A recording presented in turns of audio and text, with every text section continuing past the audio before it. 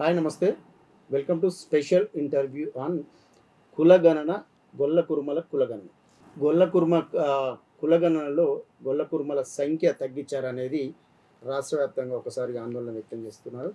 So ఈ నేపథ్యంలో వారి సంఖ్య వెల్లడించడానికి, అలాగే ఇది తప్పు, ఇది ఇది అసంబద్ధమైందని చెప్పడానికి వి5 న్యూస్ స్టూడియోకు గొల్ల కుర్మ డోల్ దెబ్బ అధ్యక్షుడు, రాష్ట్ర అధ్యక్షుడు బెల్లి చంద్రశేఖర్ యాదవ్ గారు, అలాగే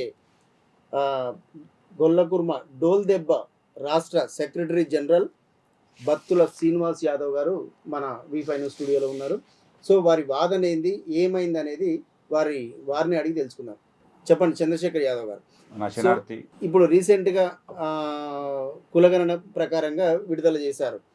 సో గొల్లలు అంటే గొల్లలు 20 లక్షలు, అలాగే కుర్మలు 7,80,000, 8 లక్షలు అని రిలీజ్ చేశారు. అంటే దీని మీద మీ వాదన ఏంది అసలుకి? అంటే అంతకంటే ఎక్కువ ఉన్నారన్నా ఏంది అసలుకి? ముందుగా వి5 ఛానల్ తరపున మొట్టమొదటిగా కులగణన కోసం మాట్లాడుతూ ఈ సమస్య తప్పుల తడకగా మారినందుకు గుర్తించి మాకు అవకాశం ఇచ్చి మాట్లాడిపించడానికి అవకాశం ఇచ్చింది. థ్యాంక్ యూ ఫస్ట్ మీకు. ఒక్క గొల్ల కుర్మలే కాదు, అన్ని కులాల లెక్కలు తప్పుడు తడకనే. ఎక్కువ ఉన్నోళ్ళని, ఎక్కువ జనాభా ఉన్నోళ్ళని తక్కువ చూపించి, తక్కువ జనాభా ఎక్కువ చూపించి ఎవరిని పిచ్చోళ్ళు చేద్దాం అనుకుంటారో ఈ రాష్ట్ర ప్రభుత్వం అర్థమవుతలేదు. కానీ దాదాపుగా 35 లక్షల నుండి 35 లక్షలు ఉన్నటువంటి గొల్లలు, 22 లక్షల వరకు ఉన్నటువంటి కుర్మలు, 60 లక్షల జనాభా, ఈ రెండు కులాలు కలిపి గొల్ల కుర్మ రెండు కలిపితే 60 లక్షల జనాభా ఉంటే ఈరోజు కేవలం 28 లక్షలు మాత్రమే ఉన్నారని చెప్పేసి లెక్కలో చూపించిండ్రు. 7,95,000 కుర్మలు ఉన్నారని, 20,18,000 గొల్లలు ఉన్నారని చూపించిండ్రు. ఇది చాలా దారుణము. ఒక రకంగా గొల్ల కుర్మలను అవమానపరచడమే. దీనిపైన ప్రజలందరూ కూడా స్పందించాలని చెప్పి నేను ఈ వి5 వేదిక ద్వారా మేము కోరుతున్నాం. ప్రతి పల్లెలో గొల్ల కుర్మలు లేని ఊరు లేదు. తప్పు అంటే మీ గత ప్రభుత్వము లెక్కలు ఏమున్నాయి అసలు? మీ అంచనా ఎట్లా? మీ దగ్గర ఉన్న లెక్కలేంది? గత ప్రభుత్వము గొర్రెలు ప్రతి ఒక్క కుటుంబానికి గొర్రెలు అని చెప్పి 3 విడతలుగా ఇస్తామని చెప్పి మాట ఇచ్చిండ్రు. మొదటి విడతగా 35,000 యూనిట్లు ఇచ్చిండ్రు. రెండో విడత కూడా మళ్ళీ 35,000 యూనిట్లు ఇచ్చిండ్రు. అది ఎంతవరకు గొల్ల కుర్మలకు ఉపయోగపడ్డాయి, ఎంతవరకు డీసీఎంలు తిరిగి దొడ్డలకు పోయినాయి, ఎంతవరకు పల్లెలకు పోయినాయి తర్వాత మాట్లాడుకుందాం. కానీ దాదాపు 70,000 యూనిట్లు గొల్లకుర్మ కుటుంబాలకు ఇచ్చిండ్రు. మూడో విడత కూడా ఇంకా ఇవ్వాల్సి ఉంది. ఇవి కేవలం గ్రామాల వరకే మాత్రమే పరిమితం, ఇంకా కొన్ని గ్రామాలకు అందలేదు. సేమ్ టైంలో పట్టణ ప్రాంతాలలో కూడా ఉన్నారు కదా గొల్లకుర్మలు, వాళ్ళని కూడా లెక్కలో తీసుకోవాలి కదా. మామూలుగా ఒక యూనిట్కి మామూలుగా 70,000 కుటుంబాలకు యూనిట్లు అంటే 70,000 మందికి ఇచ్చినట్టే, కుటుంబాలకు ఇచ్చినట్టే కదా. మరి అట్లా చూసుకున్నా కూడా కుటుంబానికి ఒక 4 వేసుకున్నా, కుటుంబానికి ఒక 3 వేసుకున్నా, కుటుంబానికి 5 వేసుకున్నా కూడా ఎంతమంది అవుతున్నారు? మరి ఆ తర్వాత సాఫ్ట్వేర్ జాబ్ చేసే ఉంటారు, గవర్నమెంట్ జాబ్ చేసే ఉంటారు, కొంతమంది ఇక్కడ నుండి వేరే దేశానికి, వేరే రాష్ట్రాలకు, వేరే దేశాలకు పోయిన వాళ్ళు ఉంటారు. వాళ్ళని కూడా కౌంట్లో తీసుకోవాల్సిందే కదా. మీ ఓట్లు వచ్చినప్పుడు అయితే ఓటేసిపోతారు కదా. నువ్వు ఓట్లప్పుడు ఎలక్షన్లప్పుడు ఎమ్మెల్యేకి కావచ్చు, ఎంపీకి కావచ్చు, వాళ్ళు వేరే రాష్ట్రాలలో ఉన్నా కూడా వాళ్ళు వచ్చి ఓటేసిపోతున్నారు. జాబ్ రీత్యా వాళ్ళు వేరే రాష్ట్రానికి పోవచ్చు, లేదంటే పల్లె నుండి పట్టణానికి వెళ్ళొచ్చు. పట్టణంలో ఉన్న వాళ్ళకి ఎవరికి గొర్రెలు ఇచ్చిండ్రు? ఇవ్వలే కదా. వాళ్ళని కూడా కౌంట్ తీసుకోవాలి కదా. ఏ రకంగా చూసినా ఈరోజు గొల్ల కుర్మలు కలిస్తే 60 లక్షల మంది ఉన్నారు. రైట్. బతుల శ్రీనివాస్ యాదవ్ గారు, మీరు చెప్పండి, మీ వెర్షన్ ఏంది? మొదటగా వి5 యాజమాన్యానికి, ప్రేక్షకులందరికీ శనార్థి. నేను గొల్ల కుర్మ హక్కుల పోరాట సమితి డోల్ దెబ్బ సెక్రటరీ జనరల్గా గొల్ల కుర్మలు 60 లక్షలు ఉన్నారు అని మేము ఆధారం చెప్పడానికి 3 విడతలుగా గొర్రెలు పంపిణీ చేస్తామని చెప్పిండ్రు. బ్రదర్ అన్నట్టుగా 35,000 ఒకసారి, 35,000 ఒకసారి అన్నారు. 35,000 అయితే 70 అయితేనే కదా. 75,000 యూనిట్లు అంటే ఇక కుటుంబానికి ఒకటి, 3వ విడత ఉన్నది. ఇది కుటుంబానికి అంటే ఇంటికి 4 కదా కనీసం. ఇక ముసలోళ్ళను పెద్ద మనుషులు విడిచిపెడితే ఒక కొడుకు, బిడ్డ, భార్య, భర్త, 4 కదా. ఈ లెక్క చూసుకుంటే 35,000 మందికి ఇంచుమించు దాటుతుంది. 3వ విడత ఉన్నది. అదేగాక పట్టణంలో జీవించే వాళ్ళు ఉన్నారు, అదేవిధంగా వలసపోయిన వాళ్ళు ఉన్నారు, అదేవిధంగా ఇతర రాష్ట్రాలకు బొంబాయి, దుబాయ్ లాంటి ప్రాంతాలకు పోయిన వాళ్ళు ఉన్నారు, గొర్రె బంద్ చేసి కైకిలు పోయిన వాళ్ళు ఉన్నారు పట్టణాలకు వచ్చి. ఇంత సంఖ్యాబలం ఉన్నది. అనవసరంగా దీన్ని ఎటో తీసుకుపోయి మా సంఖ్యను తగ్గిస్తే మీకు ఓట్లు మాత్రం బరాబరే వస్తున్నాయి. సంఖ్యను తగ్గిస్తే ఏమొస్తుంది? నిజమైన కులగణన మాకు లెక్క అనేది జరగాలి. అదేగాక ఇవాళ రాష్ట్రంలో మాంస ఉత్పత్తికి నెలకు 2 కోట్ల మీ లెక్క ప్రకారం 2 కోట్ల గొర్రెలను మాంస ఉత్పత్తికి కట్ చేస్తూ ఉన్నాం. 2 కోట్ల జీవాలను మీరు కట్ చేసినప్పుడు మరి కురుమలు 7 లక్షలు ఎట్లుంటారు? ఇంకెంత 20 లక్షల 20 లక్షల చిల్లర ఎట్లా ఉంటారు? ఇంకా అదే కాక వేలాదిగా లక్షలాదిగా ఇలా అడవుల పొంటి జీవాలను మెప్పు కూడా తిరుగుతున్నారు. ఈ మన్యం పోయినలో ఈ లెక్కెట్టిపోయింది, మా పొలగాళ్ళ లెక్కెట్టిపోయింది, చదివినోళ్ళు లెక్కెట్టిపోతుంది, మన్యం మా పిల్లగాళ్ళు పోతుంది, వాళ్ళే లెక్కెట్టిపోతుంది. అంటే ఎదిపోతుంది ఈ లెక్క అంతా కూడా. ఆనాడు కేసీఆర్ గొల్లలు మంచోళ్ళు కురుమలు మంచోళ్ళు మీకు యూనిట్ ఇస్తా అని చెప్పేసి, మీకు గొర్రెలు ఇస్తాం 20 గొర్రెలు 1 పొట్టేలు ఇస్తామని చెప్పేసి అయినో లెక్క చెప్తాడు. మరి వీళ్ళు లెక్క చెప్తారు. ఆనాడు గొర్రెలు ఇచ్చిన పేరుతోని దళారులను బతికించిండ్రు, అదేవిధంగా డాక్టర్లను బతికించిండ్రు, కొంతమంది రాజకీయ నాయకులను బతికించిండ్రు. మేము మాత్రం గొల్లా కురుమలుగా మేము బదనామైనాం. ఇప్పుడు మందే లేరని చెప్పేసి ఇట్లా బదనాం చేయడం ఇది సరి అయింది అయితే కాదు. దయచేసి అనవసరంగా మమ్మల్ని ఒక విధంగా నష్టపోతున్నామంటే విధంగా సంఖ్యాబలం తగ్గించి ఆత్మస్థైర్యాన్ని దెబ్బతీయడం అయితే ఇది పద్ధతి కాదని నేను అనుకుంటున్నాను. చంద్రశేఖర్ గారు చెప్పండి, అంటే దీని వెనకాల ఏం కుట్ర జరిగింది అనుకుంటున్నారు? అసలు ఎందుకు తగ్గించిరు? అసలు నిజంగానే తగ్గించిరా? ఎందుకు తగ్గించిరా అని అనుకుంటున్నారు? గతంలో మొన్నటి జరిగినటువంటి సర్పంచ్ ఎన్నికల్లో వార్డు మెంబర్లు కానీ ఉప సర్పంచులు కానీ సర్పంచులు కానీ జనరల్ స్థానాలలో గొల్ల కురుమలు ఎక్కువ స్థానాలు గెలుచుకున్నారు. అంటే జనరల్ స్థానాల్లో గెలిచే అవకాశం లేదు. జనరల్లో గెలవాలంటే కేవలం ఓసీలు మాత్రమే గెలుస్తారు. ఓసీ అంటే అగ్రకులాలకే పట్టా అయిపోయినట్టు వాళ్ళు ముద్ర వేసి వాళ్ళే డబ్బుతో వాళ్ళ అహంకారం చూపించి గెలిచే ప్రయత్నం చేసినప్పుడు గతంలో చేసినప్పటికి కూడా మొన్నటి సర్పంచ్ ఎలక్షన్లో మాత్రం జనరల్లో గ్రామాలలో ధీటుగా సమానం చెప్పి గొల్ల కురుమలతో పాటు బీసీలు కూడా అత్యధిక స్థానాలు గెలుచుకున్నారు. ఇక్కడ బీసీల లెక్కలు తారుమారు చేయడం, కులాల వారీగా చూసుకుంటే తక్కువ లెక్క చూపించి ఎక్కువ తక్కువ చూపించడం. సేమ్ టైంలో ఎంతమంది అగ్రకులాల్లో ఏ కులానికి ఎంతమంది ఉన్న సంగతి గత ప్రభుత్వం క్లియర్గా చెప్పింది కొన్నిసార్లు. వీళ్ళు కూడా ఇంటర్వ్యూలలో మాట్లాడేటప్పుడు చెప్పిండ్రు మేమెంత, మా ఓట్ల శాతం ఎంత, అయినా సరే మేము అధికారం ఎందుకు వస్తున్నాం అంటే తెలివి ఉండాలి, ఆలోచించే శక్తి ఉండాలని వీళ్ళేం మాట్లాడతారు. మరి కురుమలు ప్రతి పల్లెలు ఉన్నారు, గొల్లలు ప్రతి పల్లెలు ఉన్నారు. గొల్ల కురుమలు లేని ఊరే లేదు. కొన్ని ఊళ్ళలో కొన్ని కులాలు లేకపోవచ్చు, కానీ గొల్ల కురుమలు లేని ఊరే లేదు. కానీ కేవలం కుట్రలో భాగంగానే, ఎందుకంటే ఈరోజు యువత, నేటి యువత కావచ్చు, చాలామంది ఉద్యమకారులు కావచ్చు, జనాభా దామాషా ప్రకారం మేమెంతమందిమో మాకంత వాటా అని ప్రశ్నిస్తున్నారు. రాబోయే రోజులలో డీలిమిటేషన్ వచ్చిన తర్వాత నియోజకవర్గాలు పెరిగే అవకాశం కూడా ఉన్నది. కాబట్టి ఈ బీసీ కులాలకు ఎక్కువ అవకాశాలు పోతట్టున్నాయి.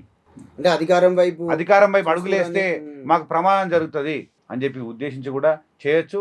రెండోది మీరు గమనిస్తే ఈరోజు ముఖ్యమంత్రిగా ఉన్నటువంటి రేవంత్ రెడ్డి గారి సామాజిక వర్గాన్ని కేవలము 4 నుంచి 5 లక్షలు ఉండొచ్చు ఈ రాష్ట్రంలో. ఇంకో 2 లక్షలు వేసుకొని 7 లక్షలు చేసుకోండి, 17 లక్షలు చేసి చూపించండి. చలో బాధాతో లెక్కలు తీద్దాం, ఏ కులం ఎంత ఉందో చూపిద్దాం. మీ సామాజిక వర్గం వాళ్ళే మేము ఇంతమంది ఉన్నాం కానీ అధికారం వైపు పోతున్నాం, కొన్నేళ్ల సంధి మేమే వెళ్తున్నామని వీరే మాట్లాడతారు. వెలమల నుంచి రెడ్లకు అధికారం వచ్చింది, రెడ్ల నుండి రేపు బీసీలకు ఎడబోతుంది అని చెప్పేసి కుట్రలో భాగంగానే ఈ లెక్కలు తారుమారు చేసి జనాలని అయోమయంలో పడేయడమే వీళ్ళు.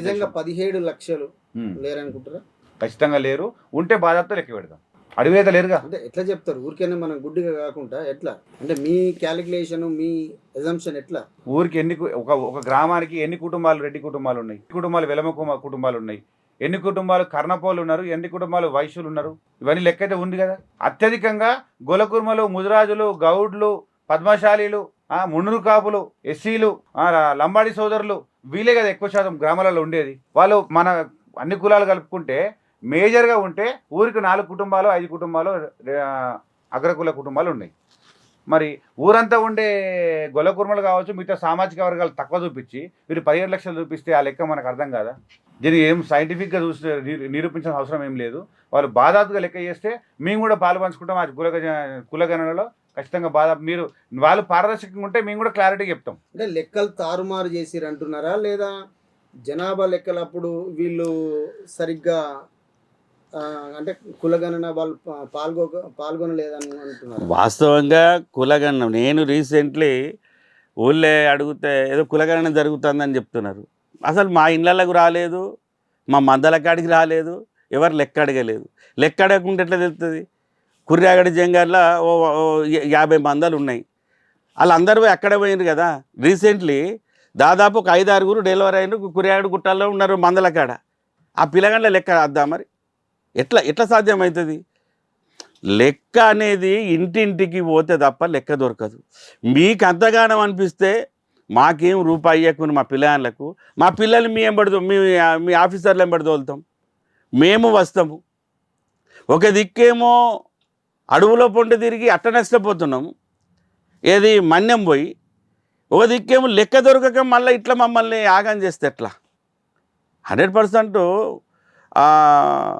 తెలంగాణ వచ్చిన తర్వాత లాభం జరగన నష్టం జరుగుతుంది. లెక్కల్లో మోసమే అవుతుంది, అక్కడ జీవాలను మేపుకున్న కాడ మోసమే అవుతుంది, ఒక విధంగా వ్యాపారంగా అక్కడ మోసమే జరుగుతుంది. అసలు మమ్మల్ని వంచడము, ముద్రకిచ్చి గొల్లలు మంచోళ్ళు, కురుమలు మంచోళ్ళు, వీళ్ళు ఉన్న కాడ అన్నం దొరుకుతుంది, పెరుగు దొరుకుతుంది, పాలు దొరుకుతుంది, నీతి దొరుకుతుంది అన్నాడు. ఈ నీతి దొరుకుతుందని ముద్రకిచ్చి ఈ లెక్కల్లో మోసం చేయడం ఎట్లా? ఇది కరెక్ట్ కాదు. ఖచ్చితంగా కులగణన, గొల్ల కుర్మల లెక్క మేము సహకరిస్తాం. మా దాంట్లో విద్యార్థులు ఉన్నారు, మేధావులు ఉన్నారు.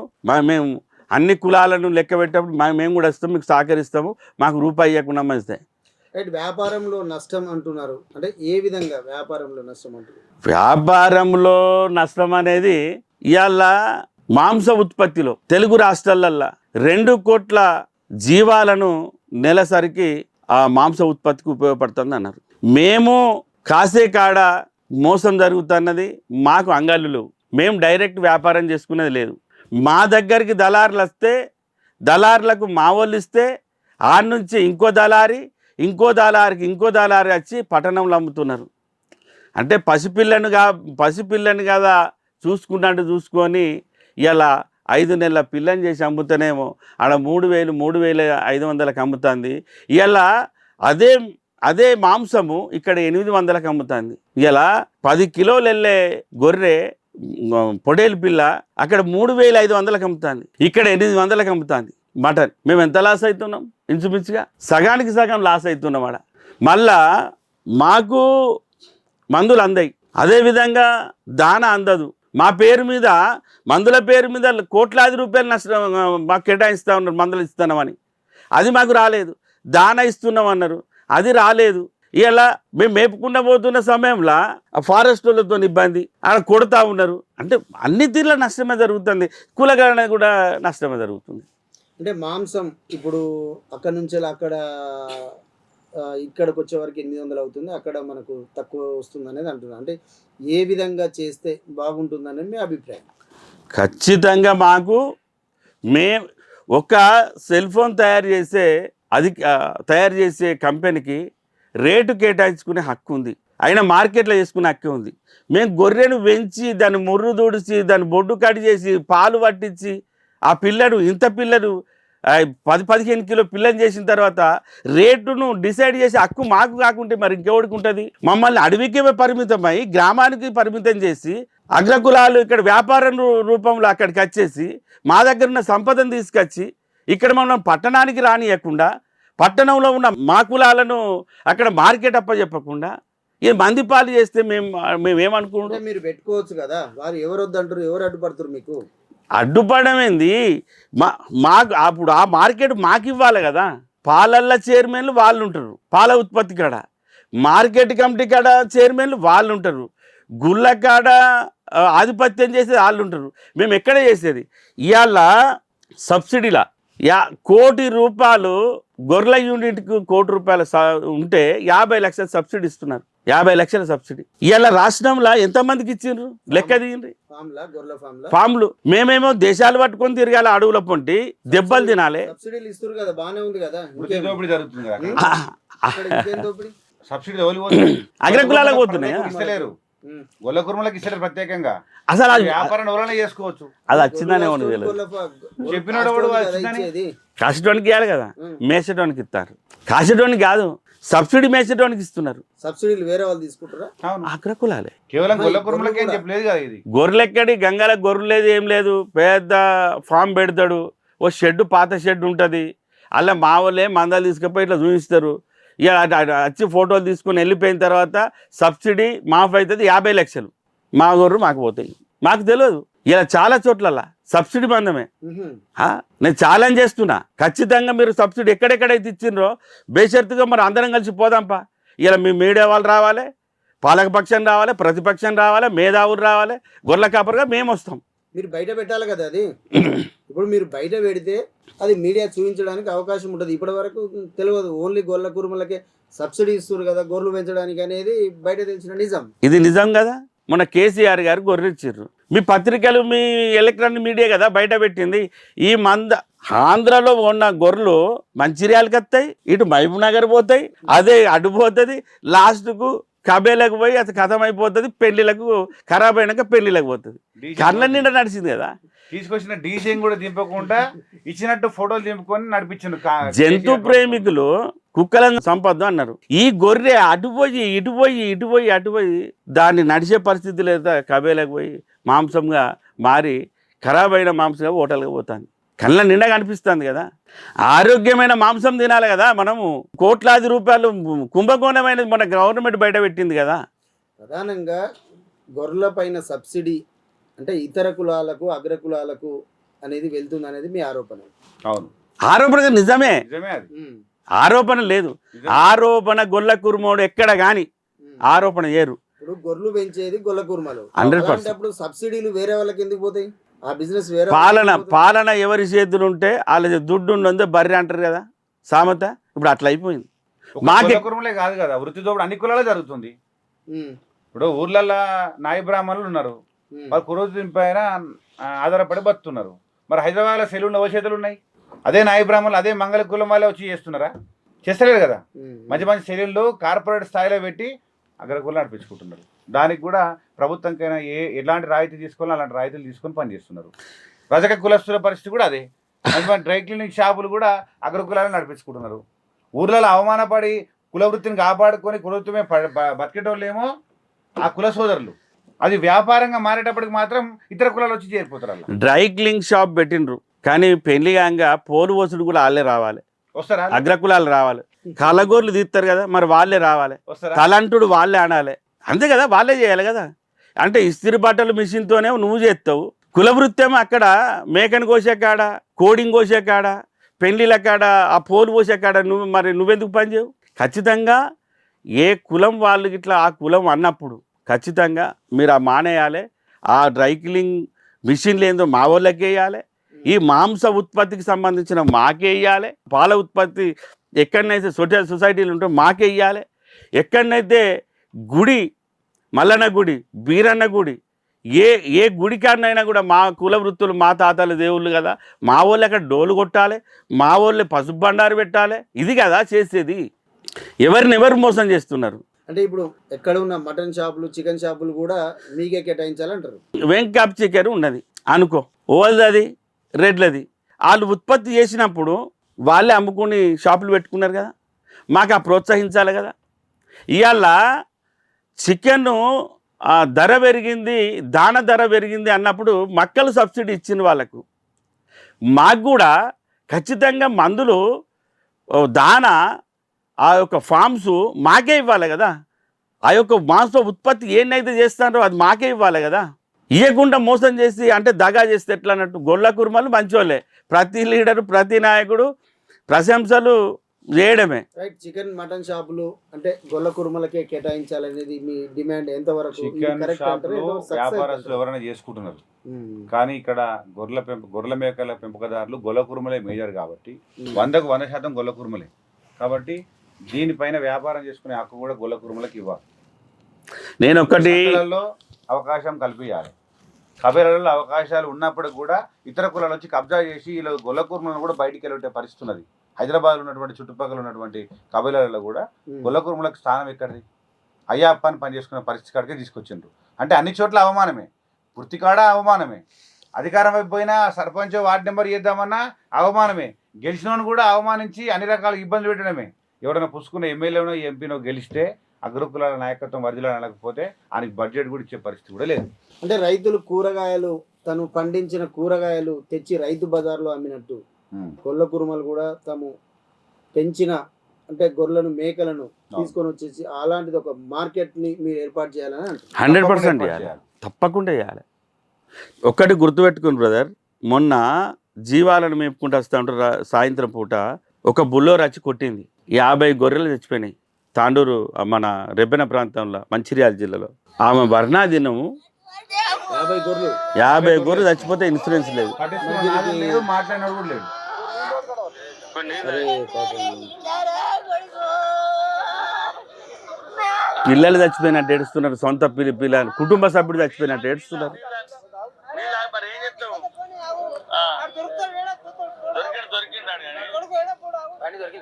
ఎట్లా ఏది ఎట్లా జరిగింది? వీళ్ళు మన్యం పోతారు కదా, ఇటు 6 నెలలు అటు 6 నెలలు పోతున్న సమయంలో బులోరా వాహనం 100 స్పీడ్లు వచ్చి మందలది వచ్చింది. మందలది వచ్చి చచ్చిపోతే కనీసం మందలు ఇచ్చిన వాళ్ళు లేడా? కనీసం అంటే పాపం అక్కడ ఉన్న పోలీస్ ఆఫీసరు అది యాక్సిడెంట్ కేసు పెడితే బాబు ఆ చట్టంలో 1000 రూపాయలు ఫైన్ 500 ఫైన్ ఉంటుంది అబ్బా, ఏదన్నా మాట్లాడుకోనంటే వాడు రాలేదు.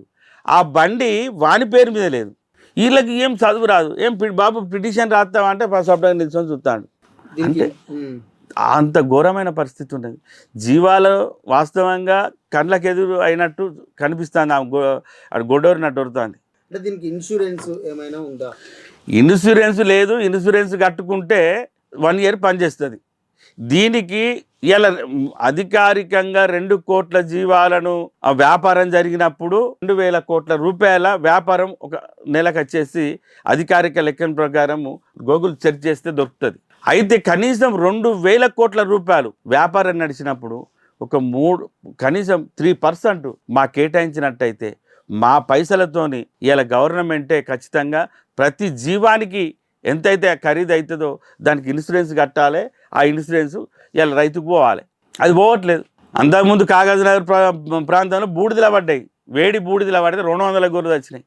ఒక ఆమె నేను ఈ మన్యం రాను, నేను వలస రాను అని భార్య భర్తల కొట్లాడైతే అక్కడ శినగంగా ప్రాణహితల దునికి చనిపోయింది. ఒక డేరెలేసే కాడ డేరెలేస్తూ ఉంటే ఫారెస్ట్ వాళ్ళు వచ్చి నానా బూతులు, నా నోటితోని ఈ కెమెరా ముందు అనరాదు అన్ని బూతులు, లా అన్న పదం అట్లా భార్య భర్తలు లొల్లై ఇవాళ లక్షపెట్టి గంగలు దున్నుకొని 2 మహిళలు చనిపోయారు.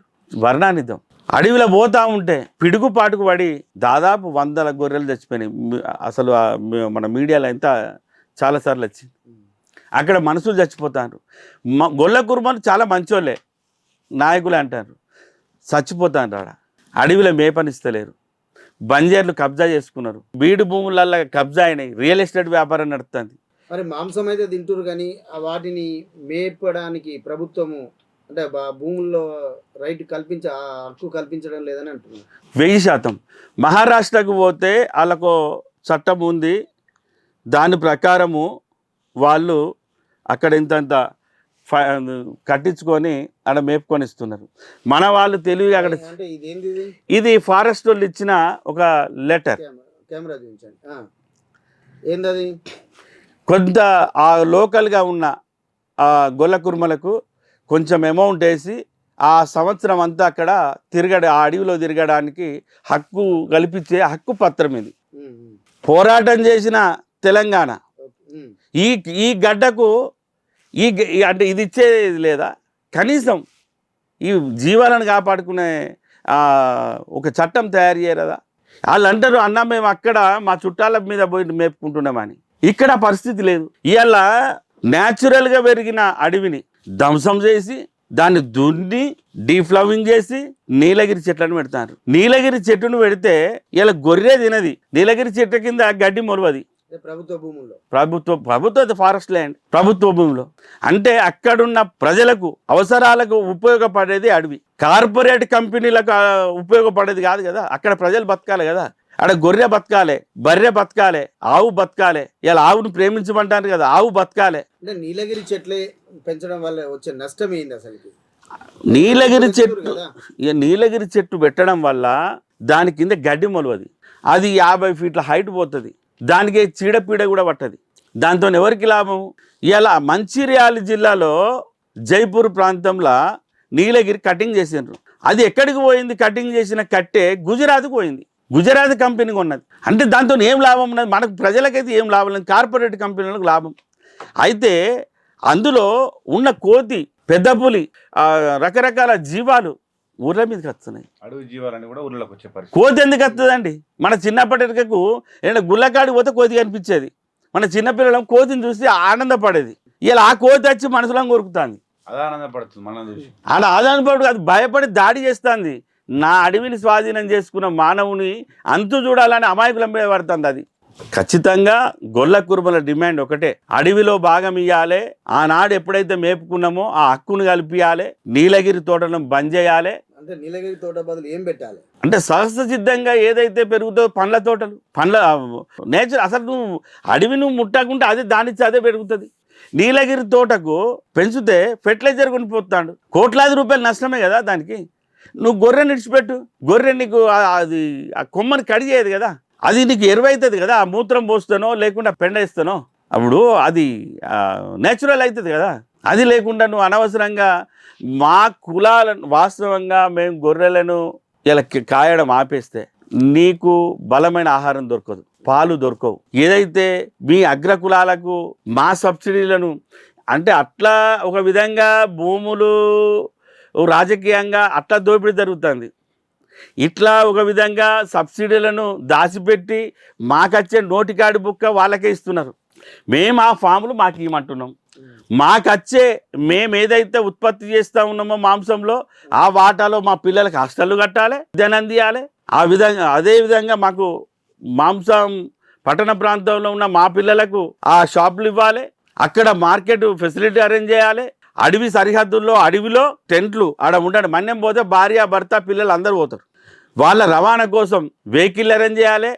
మా దళిత బిడ్డలకు అప్పుడు 10 లక్షలు ఇచ్చి ఏది వాహనాలు ఇచ్చారు కదా, ఆ వాహనాలు మాకు ఇయ్యని. నువ్వు 20 గొర్రెలు ఒక పొట్టేలు ఇచ్చి మమ్మల్ని నువ్వు అనవసరంగా మూలకున్న తీసుకొచ్చి ముందర వారేసి గొర్రెలకు కురుమలకు ఇస్తే అయితే మా గొర్రెలను నమ్ముకున్నారు, బర్రెలను నమ్ముకున్నారు. ఇది ఏంది అనవసరమైన బదనాలు చేసుడు. 20 గొర్రెలు కాసి బతికినోడు వాడు. అవి మరి వాస్తవంగా 20 గొర్రెలు అనేటివి నువ్వు ఇచ్చుడు కాదు. నువ్వు ఒక పెద్ద మనిషి మొన్న అంటాడు, సంవత్సరానికి 10,000 మనమే ఇద్దాం పోయాక అడవిలో తిరగని ఆ బిచ్చగాలు బతికిన బతుకు రాలే అని అన్నాడు. మేమే 10,000 ఇద్దాం పో అని. చంద్రశేఖర్ యాదవ్ గారు, అంటే మీరు డోల్ దెబ్బ సంస్థ స్థాపించి అంటే జిల్లాలలో ఏం చేస్తున్నారు, అసలుకి ఎక్కడెక్కడ తిరుగుతున్నారు, ఏంది వాళ్ళ సమస్యలు ఏం తెలుసుకున్నారు? గొల్ల కుర్మ డోల్ దెబ్బ సంస్థ ఈరోజు స్థాపించబడలే.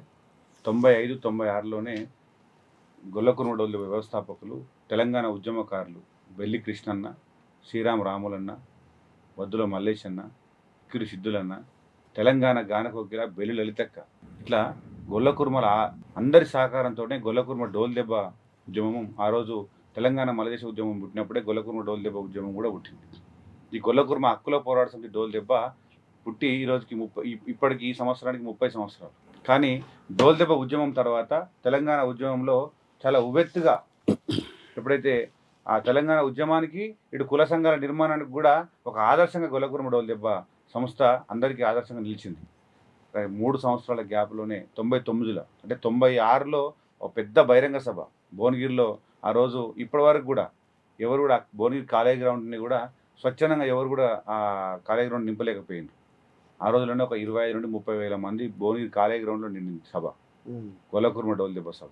ఆ తర్వాత ఎక్కడ సభలు పెట్టినా సరే ఘన విజయమే. ఇక ప్రజలు తండోపతండాలకు వచ్చిండ్రు, స్వచ్ఛందంగా వాళ్ళకి వాళ్ళు సర్ది కట్టుకొని తండోపతండాలకు వచ్చిండ్రు. అంటే సమస్యలు అట్లే ఉన్నాయి, దాంతోపాటు డోల్ దెబ్బ నినాదం కూడా ప్రజలను స్వాగతించింది, రమ్మన్నది. పల్లె కదిలిండ్రు. పల్లెతో పాటు అంటే తెలంగాణ ఉద్యమంలో కూడా గొల్ల కుర్మలు కీలకమే. డోల్ దెబ్బ ఉద్యమంతో పాటు తెలంగాణ ఉద్యమంలో కూడా గొల్ల కుర్మలు కీలకంగానే ఉన్నారు. బట్ ఏంటంటే బెల్లి లలితక్క మరణం తర్వాత కొంత స్తబ్దతకు గురైంది డోల్ దెబ్బ ఉద్యమం, చాలా ఇబ్బందులకు గురైంది. మా కుటుంబంలో 5 చనిపోవడము, తెలంగాణ ఉద్యమంతో పాటు డోల్ దెబ్బ ఉద్యమంలో కూడా చాలా ఇబ్బందులకు గురై మేము అజ్ఞాతంలో ఉండాల్సిన పరిస్థితి కూడా వచ్చింది.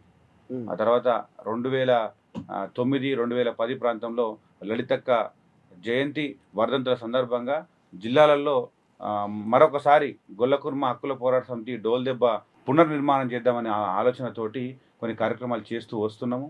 ఇప్పటికి కూడా అన్ని జిల్లాల్లో గొల్ల కుర్మ డోల్ దెబ్బ కమిటీలు కూడా ఉన్నాయి. మరొకసారి యువతను కూడా ఈ గొల్ల కుర్మ హక్కుల పోరాట సమితి డోల్ దెబ్బలో కూడా మీరు భాగస్వామ్యం కమ్మని చెప్పి మేము ఆహ్వానిస్తూ పల్లెకి పోతున్నాం. పట్టణంలోనో హైదరాబాద్లో ఎవరినో మెప్పియడం కోసమో రాజకీయ నాయకులను ఆహ్వానించి వాళ్ళ సన్మానం చేయడం కోసమో మేము హైదరాబాద్లో మీటింగ్ పెట్టట్లేదు.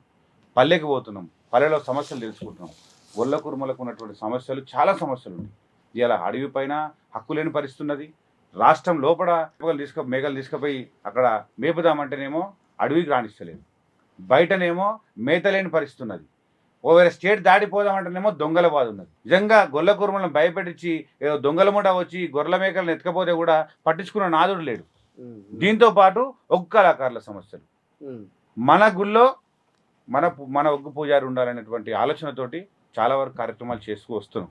కానీ ఈరోజు కొమరవెల్లిలో కానీ ఐలేళ్ళు కానీ ఎక్కడైనా సరే గొల్ల కుర్మలు ఉన్నటువంటి ఈ గుళ్ళల్లో ఒగ్గు పూజారులకు అవకాశం కల్పించాలి.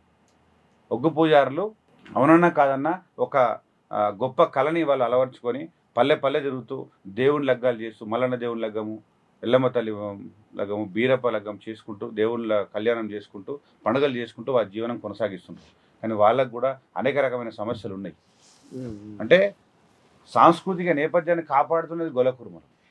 ఒకవైపు సమాజానికి మంచి పాలు ఉత్పత్తిని చేస్తున్నది గొల్ల కుర్మలు, మాంస ఉత్పత్తిని అందిస్తున్నది గొల్ల కుర్మలు.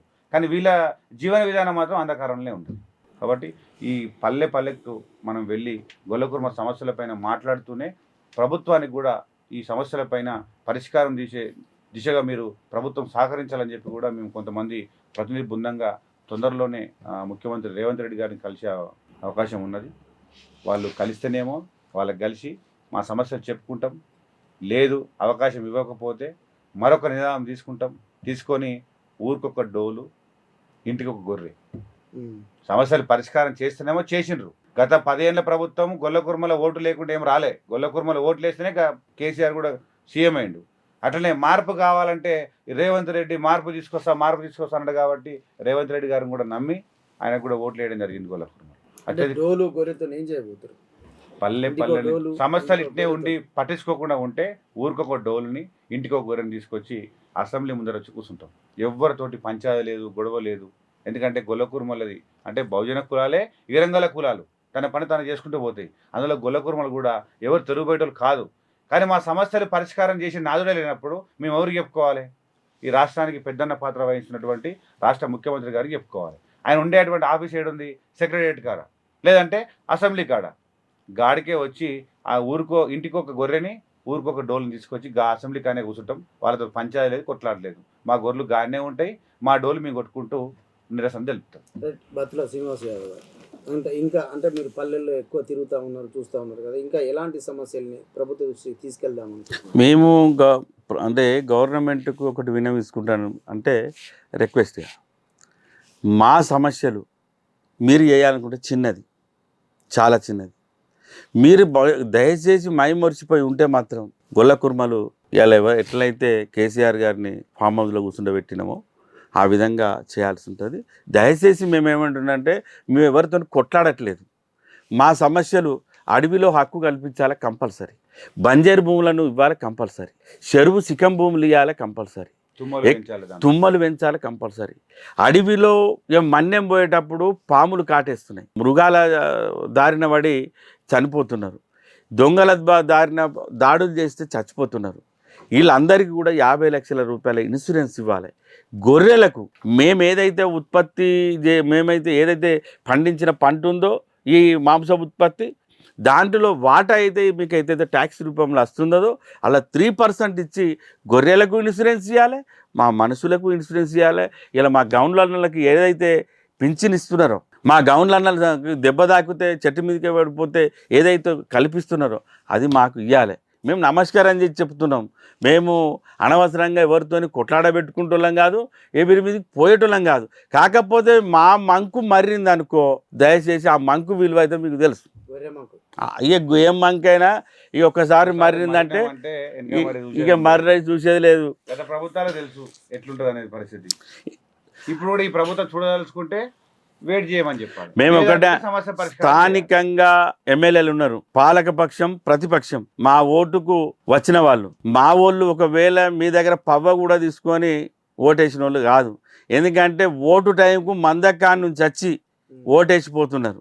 దయచేసి నుండి మేము ఇట్లా మలన దేవుని కాడ బీరణ కాడ ముచ్చట పెట్టుకున్నాం అనుకో, మీకు ఓటు లోటై మీరు అలా పడిపోతారు. జాగ్రత్త చెప్తున్నాం.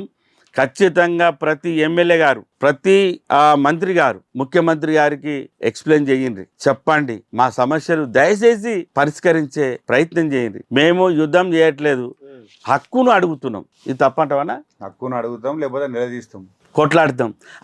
ఆ స్థాయికి పోవద్దంటున్నాం. మేము మర్రబడే స్థాయికి పోకూర్రి. ఎందుకంటే మేము 60 లక్షలు ఉన్నాం. మేము అన్ని కులాలకు పెద్దన్న పాత్ర వహిస్తాం. మాకు తోడుగా మా అన్నలు మాదిగలు వస్తారు, మాకు తోడుగా సబ్బండ కులాలు మా బీసీలు వస్తారు. మాకు ఊర్లో ప్రతి ఒక్కరికి వరుస పెట్టి పిలుస్తాం. కాక, అన్న, మా పెద్దమ్మ, చిన్నమ్మ, పెద్దయ్య అని పిలుస్తాం. అందరిని దోలుకొని వస్తాం, జమ చేస్తాం. మా సమస్యలే కాకుండా వాళ్ళ సమస్యల కోసం కొట్టాడే పరిస్థితి కూడా వస్తుంది. 1కి 2, 2కు 3 చేసుకోవద్దు. దయచేసి మా పరిష్కారం దిశగా ఆలోచించమని చెప్పేసి. అంటే ఇంతకుముందు మాట్లాడుతూ కార్పొరేషన్ ఏర్పాటు చేయాలని అంటుంది. అంటే ఏ విధంగా ఉంటే బాగుంటుంది, ఎట్లుంటే బాగుంటుంది? గొల్ల కుర్మలకు కార్పొరేషన్ ఏర్పాటు చేయాలి, యాదవులకు కార్పొరేషన్ ఏర్పాటు చేయాలి, కుర్మ కార్పొరేషన్ ఏర్పాటు చేయాలి. ఇక్కడ 2 కార్పొరేషన్లు ఏర్పాటు చేయాలి. ఎందుకంటే ఇప్పుడున్నటువంటి బీసీ కులాలలో అతిపెద్ద జనాభా ఉన్నటువంటి ఈ 2 గొల్ల కుర్మ జాతులు, 2 కులాలకు వాళ్ళ జనాభా దామాషా ప్రకారంగా ఖచ్చితంగా వాటా దక్కాలి.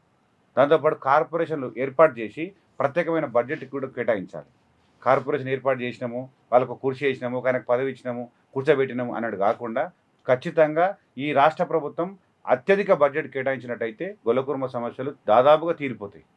దాంతోపాటు జనాభా దామాషా ప్రకారంలో ఈ అధికారంలో కూడా గొల్లకుర్మలకు జనాభా దామాషా ప్రకారం వాటా కల్పించమంటున్నాం. అత్యధిక మాకే ఇవ్వాలంటలేం మేము.